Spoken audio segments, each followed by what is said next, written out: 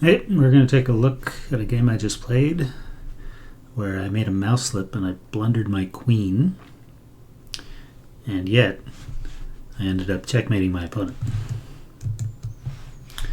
So it starts out as a nice queen's gambit. This is a blitz game. We start out with 5 minutes each and we get a 3-minute increment for each move. Play this very natural opening. He plays the Albin counter gambit, which is technically a bit dubious, but very, very playable in a blitz setting. The best move here is for white to take the pawn. I did not take the pawn because I was afraid of the tactical complications that would ensue. Instead, I played the very quiet move, e3, and then we just play chess. So he checks me, I block with a bishop, he takes, I take. I like the exchange because it gives me a free developing move. He does not take the pawn. Instead, he plays d6. I develop my bishop. Then he trades the pawn. He checks me. Again, free development for me. I'll take it. And at this point, he brings out his bishop. So now he's going for the attack, even though it's not really justified. He's trying to pile up on my knight here. He's got it pinned against the queen, and he also has it pinned against the king, but I just castle. And I'm going to bring a rook to the center, and then his queen's going to be in some trouble, pinned against the king. And so I like my position here. He takes, I take back, and now he makes a big mistake. He had to castle. He had to get out of the center with his king. What he's done now is he's allowed me the chance of exploiting this tactic where I go after his king and his queen's in the way. But first, to prepare it, I do bishop to f3, and that puts an attack on the b-pawn. So I'm threatening to pin his queen, I'm threatening his b-pawn. The only move which protects both is to castle long. This is not the best move. So now I've got some extra space on the queen side because my pawns are advanced. I've got the bishop already trained on the queen side. My knight and my queen can easily get there. I can push the a pawn. This is all playing out very well for me. But before I do that, I move the rook to e1. Why? Because when I move the rook to e1, his queen is under attack, and there's only one way to save it, and that's to move the queen back. And this is improving the position of my rook and de-improving the position of his queen, so that's what I do. Then I bring out the queen, and I'm piling up on this pawn here, threatening mate. He's forced to weaken his, I say king side, it's not really the king side, it's the side where his king is, which is the queen side. So he's weakening the pawns in front of his king. He pushes, he could push either the b pawn or the c pawn. He chooses the b pawn, the c pawn would have been better. Because if you push the b pawn, now we've got these light squared. The queen's going to come in on the light squares, maybe this way. And the only way he can protect the light squares is with his knight, but the knight can't go here because of the pawn, and it's just not looking good at all. So I go here, he does a5, worse and worse. Now his pawns are very far advanced, and the queen just comes in. Can't stop it. He goes knight to b8.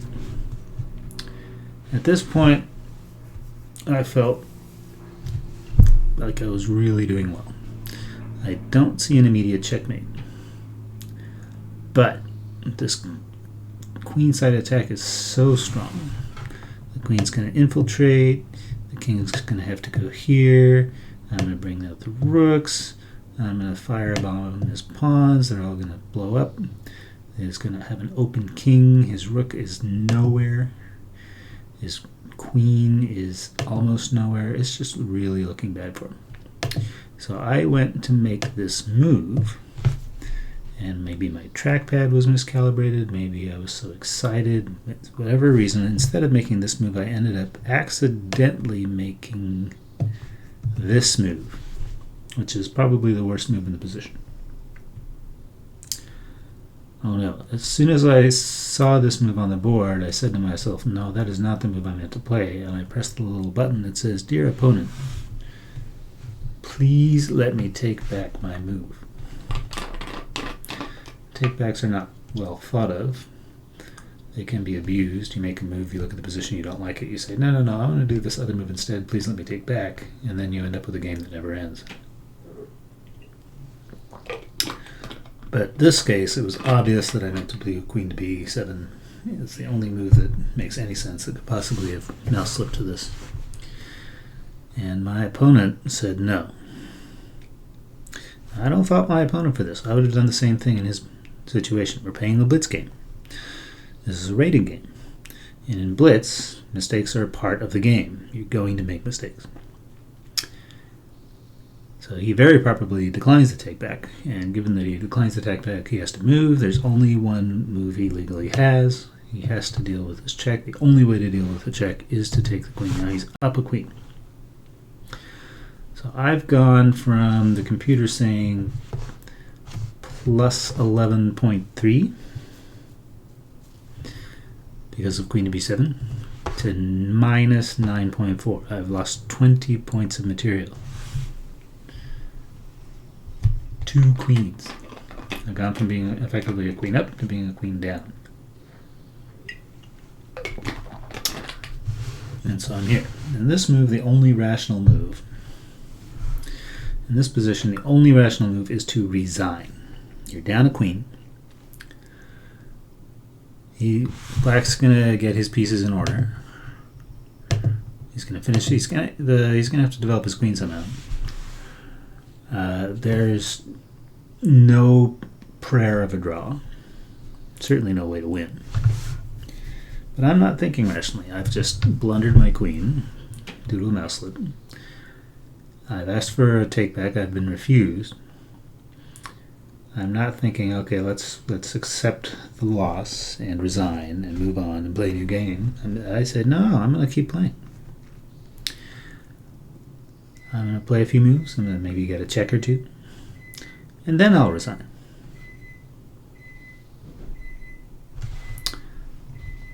So what do? I play c5. If I'm going to get a check with my pieces that are all the way back here, I'm going to need to get these pawns out of the way. So I sacrifice a pawn. He takes.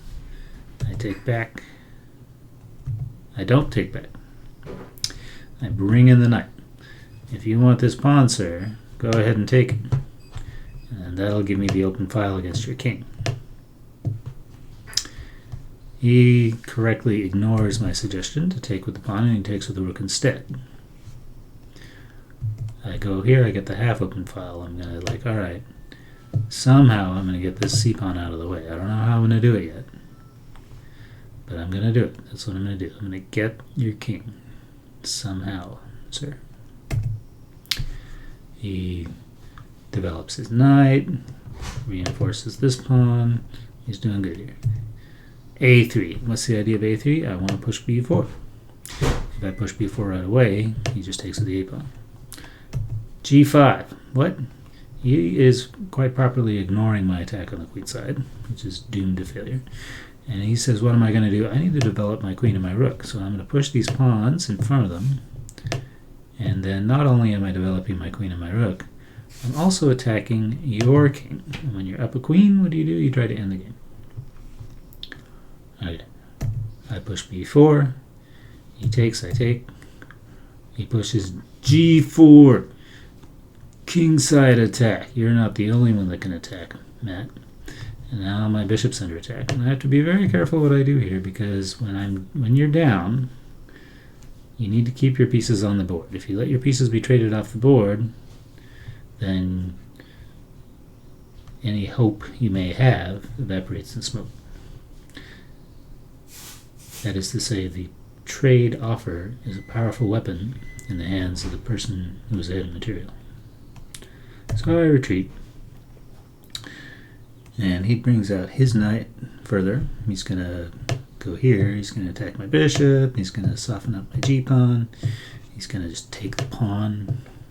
Right, he's got all kinds of good stuff going on here. I don't want my pawn to be taken, so I'm like, alright, This pawn's going to die, but he's going to give his all. He's going to take out this pawn, which is supporting this pawn, which is covering the king, so I'm going to take. And I'm thinking he's going to take back here. He doesn't do that. He takes with the knight instead. This is perfectly fine. Perfectly fine move. It does mean, though, that there are no pawns covering his king anymore. He might have to deal with the fact that after I move my knight, his knight is completely pinned against the king, and it cannot move at all. So that's what I do. I'm like, all right, I'm going to go pile up on this pawn that you pushed, and I'm going to realize this pin against your king. He says, all right, I'm going to protect my pawn, and by the way, I'm going to attack your knight, and I'm going to get my queen developed, and maybe I'll slide the rook behind it. I'm coming for you, man.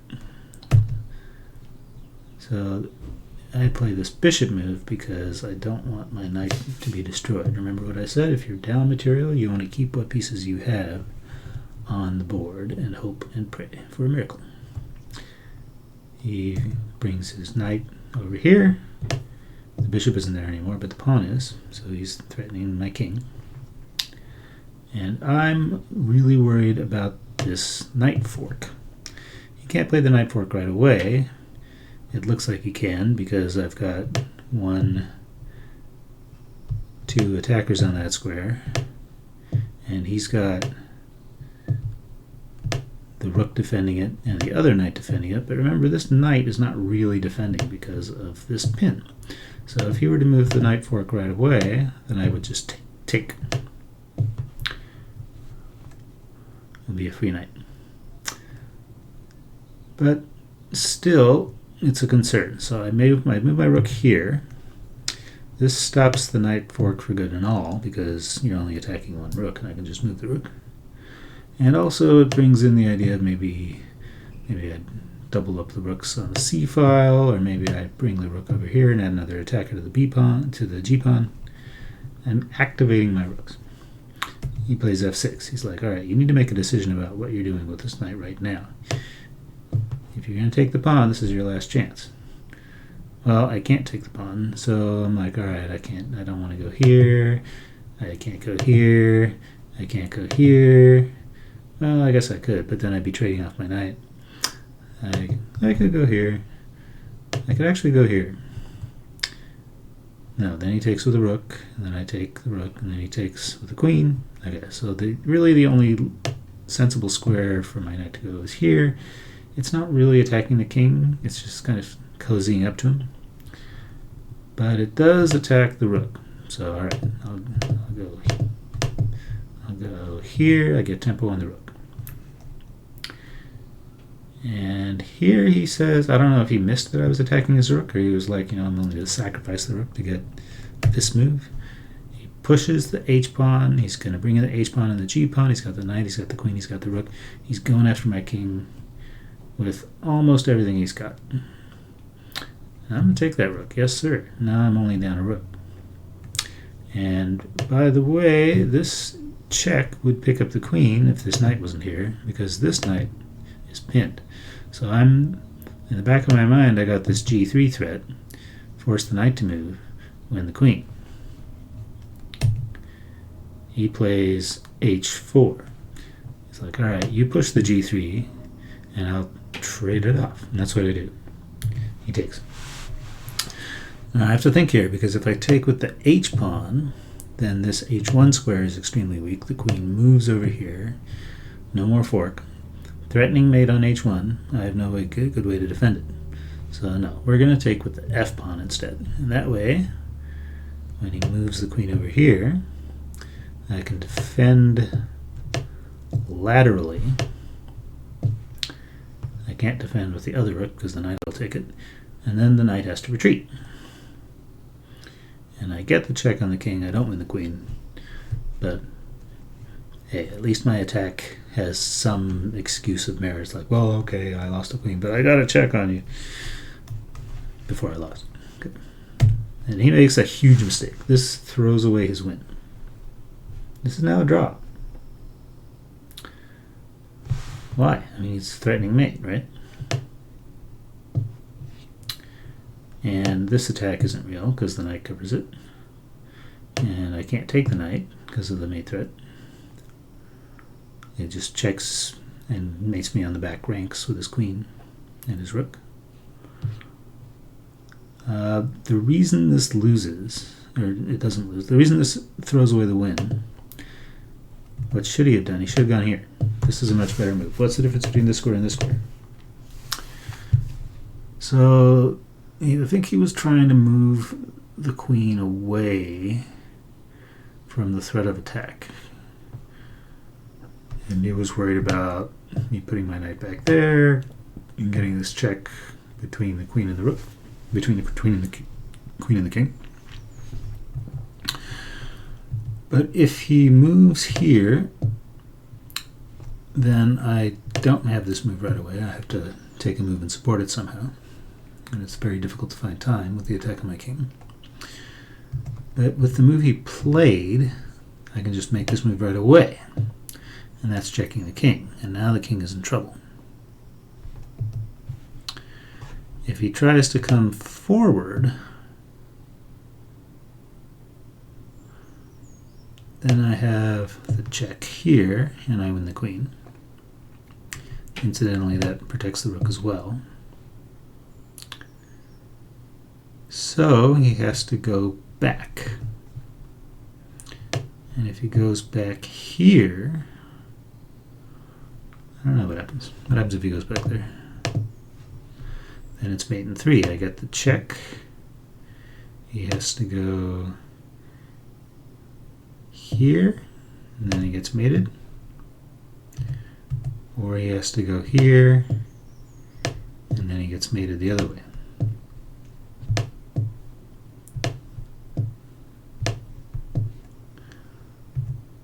Why can't he just take the bishop with the knight? Because it's pinned.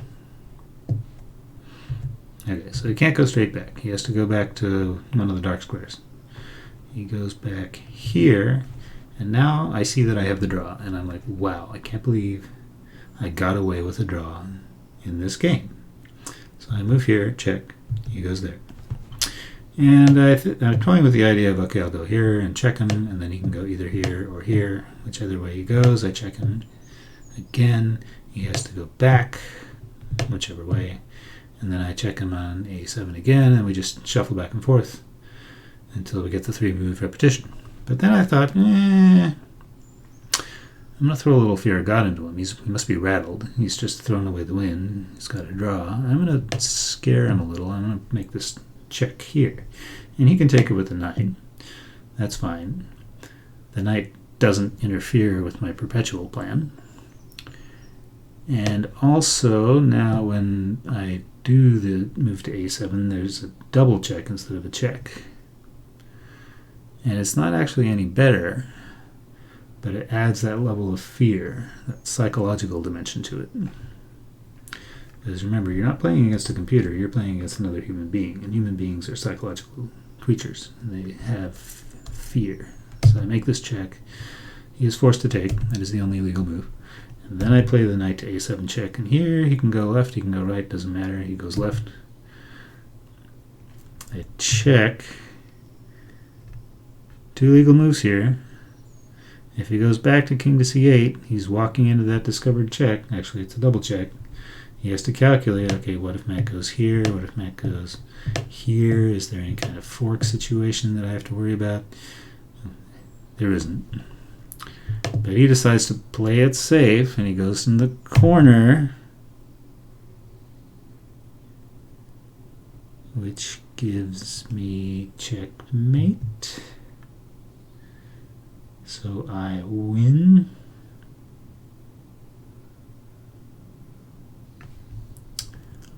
Crazy game. That is the story of how I mouse slipped a queen and then ended up checkmating. Okay. Thanks for watching.